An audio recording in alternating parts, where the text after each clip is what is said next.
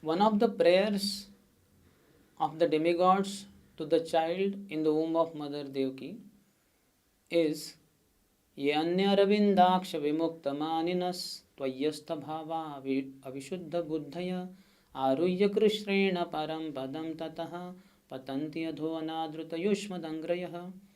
They say, the demigods say, that Yanya Aravindaksha Vimukta Maninas. There are those who are on Gyan Marg, those who follow the impersonal path of surrendering to the Supreme. They think that Lord has no form, no qualities, no attributes.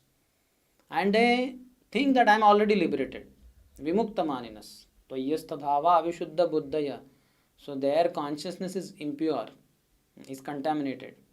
Aruyya Krishrena Param Padam Tataha. Even though, so to say, they make advancement by overcoming the repetition of cycle of birth and death, by going outside of this material world, in the impersonal Brahman effulgence that comes from the spiritual world.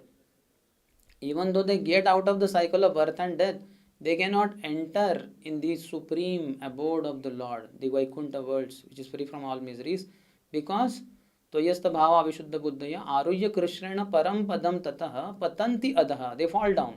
Anadruta Yushmadangrayah. Because they disrespect the lotus feet of Lord Krishna. Because they say that God has no form, and that means He has no eyes, no nose, no ears, no head, no hands, no legs. So they disrespect the lotus feet of Lord Krishna. So how could they enter in His planet? No way. So they fall down back to this material world. And after they come again in this world, what will be generally the concept? Because of their disrespect to the Supreme Lord, now they will start opening hospitals, schools, and they will do social welfare work, which doesn't help the living entity to get out of this repetition of birth and death, repetition of the cycle of birth and death. They remain in this material world only, trying to make life in the material world better under the illusory potency of the Lord.